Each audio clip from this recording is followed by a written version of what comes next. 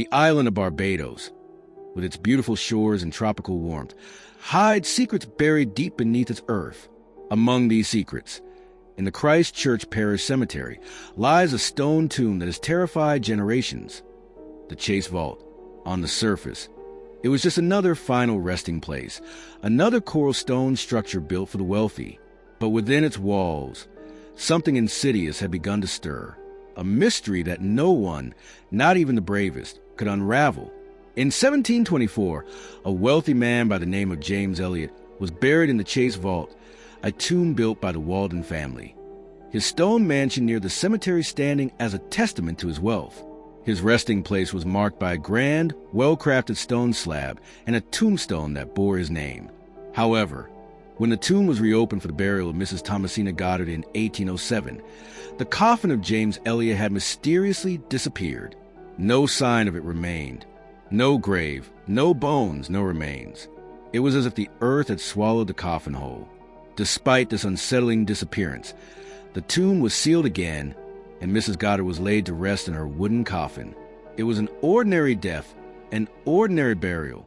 But when the tomb was sealed once more, the people had no idea that they had just sealed something far darker inside. Soon after the death of Mrs. Goddard, the vault was claimed by the Chase family, one of the wealthiest and most powerful families in Barbados. But their fortune came at a price. Colonel Thomas Chase, the patriarch of the family, was known not for his kindness, but for his terrible temper and cruel treatment of his family and servants. His cruelty was notorious, whispered about in hushed voices around the island. His cruelty had poisoned the air around the Chase family, and now it seemed to have seeped into their very bones. On February 22nd, 1808, the tomb was opened again, this time for the burial of 2-year-old Mary Anna Maria Chase. Her tiny lead coffin was placed in the vault, where the rest of the family would follow.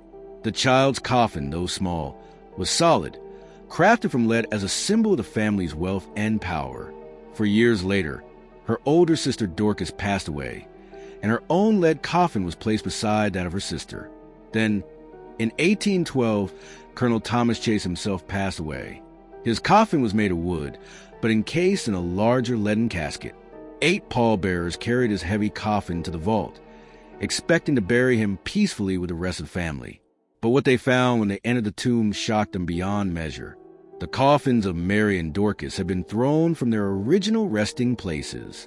Mary's coffin had been turned upside down and was now in the opposite corner. It was a chaotic sight. Coffins tossed about carelessly, as if someone or something had been violently at work inside the vault. The pallbearers, in horror, quickly returned the coffins to their original places, and Colonel Chase's coffin was placed atop them. They sealed the vault again with its marble slab, though whispers spread like wildfire through the island. Could this strange and unsettling event have been the work of servants angry at their cruel master? Was it possible that the dead were finally rebelling? The stories began to spread, and the once quiet cemetery now buzzed with curiosity and fear. But what had happened within that vault was far more than a simple act of vandalism. Something far darker had been set in motion. The islanders' unease was palpable. The tomb's eerie mystery was no longer something that could be easily dismissed. But life carried on, and people tried to bury their fear.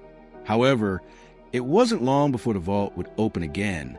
On September 25, 1816, another Chase family member, little Samuel Brewster Ames, was laid to rest in the vault. The child had only lived for 11 months, and his death was a tragic one. The vault was open again to accept his tiny coffin, and what they found inside once more defied all explanation. The coffins had moved again, displaced, upturned, and disorganized. But this time, the disarray was worse than ever. Mrs. Goddard's coffin, a wooden box, looked as though it had been violently beaten. It was in pieces, parts of the coffin splintered and broken. The sight was so disturbing that it sent chills down the spines of those who had gathered to witness the burial. Had some human hand done this? Or was something else at work here? Something not of this world? Reverend Thomas Orderson, along with a local magistrate, was summoned to oversee an inspection of the tomb. They checked the walls, the floor, and even the ceiling for cracks or signs of any secret entrances, but nothing could explain the brutal destruction of the coffins. The tomb was intact, the stone walls solid. Yet somehow, the coffins had been disturbed. Still, rumors persisted. Was it the servants? Were they trying to exact some form of vengeance against the Chase family? But many felt that the servants, fearful of the tomb's ominous reputation, would never dare to step foot near it again. The vault was now a place of fear, its dark reputation preceding it wherever it went. Despite the rumors and the horror that had surrounded the tomb, the Chase family decided to continue using the vault for burials. In 1819, the vault was opened again, this time for the burial of Miss Thomasina Clark. The curiosity surrounding the vault had grown to a fever pitch by now. Everyone on the island wanted to know what would happen when the tomb was opened this time.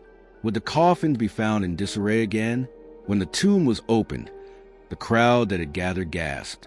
The coffins had indeed been moved once more, thrown about in a manner that could only be described as chaotic. But most disturbing of all was that Mrs. Goddard's coffin, which had been damaged so horribly during the previous inspection, was still in a pile where it had been left. The sight was ghastly, and the whispers grew louder. What had happened inside the vault? What evil force was at work here? There were many who felt that this was no longer a simple case of disrespectful servants or ordinary grave robbers. No, it was something far worse.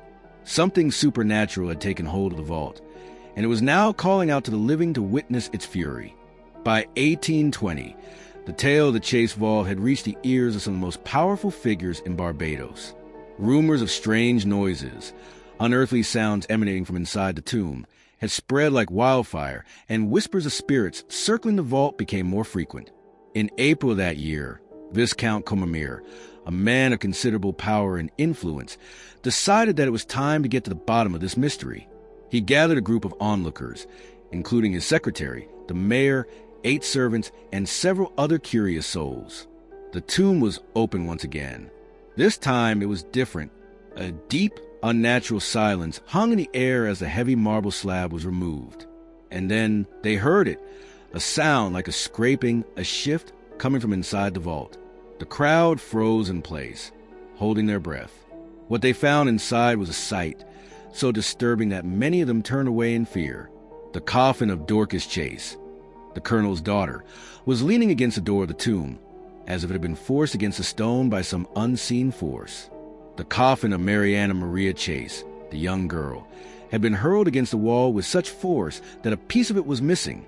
The rest of the coffins were scattered about in a reckless, violent manner. But the sand beneath the coffin showed no signs of disturbance. No tracks, no footprints, nothing to explain the chaotic disarray. The crowd was speechless. There were no answers, only more questions. What force had moved the coffins? What spirit, what entity was at work here? Was it the restless souls of the Chase family, cursed to wander for all eternity? After the last inspection, it was decided that the Chase vault would never again be used for a burial. The vault was emptied, its occupants disbanded into separate graves, their bones buried far from each other. The tomb, once the final resting place of so many, was left empty and silent. But the rumors did not cease. The islanders still spoke of the vault in hushed tones, still wonder about the strange noises that had once echoed from within its walls. Today, the Chase vault remains empty, a silent reminder of a mystery that has never been solved. The coffins may no longer move, but the whispers of the past still linger in the air, waiting for the next curious soul to seek answers, if they dare. The Chase vault is empty, but its story will live on, echoing to the corridors of time like the restless spirits that once resided there. And the mystery of the moving coffins? That, too, remains unsolved.